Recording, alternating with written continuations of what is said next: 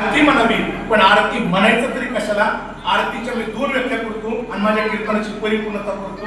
आता ऐका, आरती कशाला म्हणायचं फार महत्वाचे. आता एक लक्ष द्या. आरती शब्दामध्ये परत एकदा मी मराठी व्याकरणाचा आधार घेतो.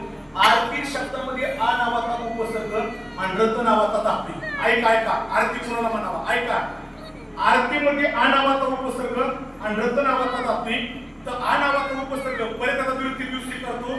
22 उपसर्ग, त्याच्यामध्ये आ नावाचा उपसर्ग आणि आ नावाच्या उपसर्गाचा अर्थ होतो अखंड आणि रत या धातूचा अर्थ होतो रममान होणे अथवा रत नावाच्या शब्दाचा अर्थ होतो प्रेम करणे. मग आरती कशाला म्हणावी? आता ऐका, आरती कशाला म्हणावी?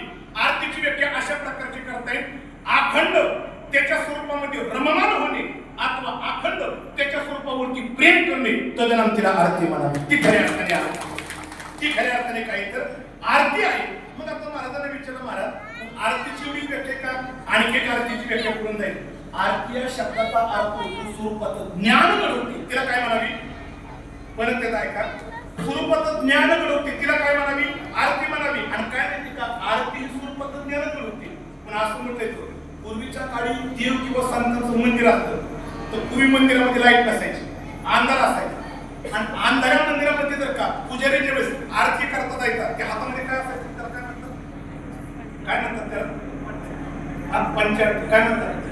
पंचारतीला दिवे किती असतात? ती 5 दिवे का असतात? त्याचं कारण कधी सापडलं का? आज त्याचं कारण कोणतं? ते पंचारतीला 5 दिवे कोणतं असतात?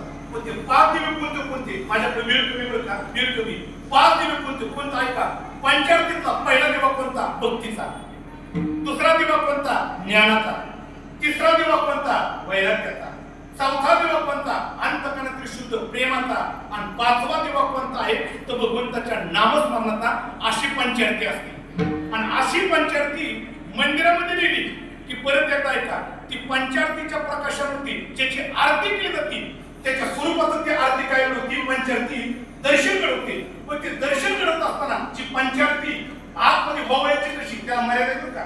कशी ओवळायची? इकडे बघा, पुजारी जर का मंदिरामध्ये पंचारती ओवळण्याकरता गेला तर पंचारती घेऊन ती देवाची आरती, संतांची आरती कशी करायची? इकडे बघा, ती पंचारती घेऊन जात असताना पंचारतीच्या 5 दिव्याने ती ओवळत असताना पहिल्यांदा इकडे बघा, चरणाच्या ठिकाणी 3दा ओवळा, चरणाच्या ठिकाणी 3दा ओवळा, श्रीमुखाच्या ठिकाणी 4 वेळा ओवळा आणि संपूर्ण स्वरूपाच्या ठिकाणी 7 वेळा ओवळा. किती किती वेळा? परत एकदा ऐका, परत एकदा ऐका. चरणाच्या ठिकाणी, मुखाच्या ठिकाणी 4 आणि संपूर्ण स्वरूपाच्या ठिकाणी 7 वेळा. ही का ओवळ्या करता सांगितलं? इकडे बघा, ती पंचारती 3दा चरणाच्या ठिकाणी ओवळली की चरणाच्या स्वरूपाचं दर्शन घडतं. 4 वेळा मुखाच्या ठिकाणी ओवळली की मुखाच्या स्वरूपाचं दर्शन घडतं आणि 7 वेळा स्वरूपाच्या ठिकाणी ओवळली की संपूर्ण स्वरूपाचं दर्शन घडवते. आणि जे दर्शन घडवते तिला काय म्हणावी? आरती म्हणावी. आणि रामेश्वर भट्ट म्हणतात, मी तुकोबाराच्या स्वरूपाचं ज्ञान तुम्हाला करून देतोय पण आरती तुकारामा. आता इथे मूळ शब्द आला, तू का रामा.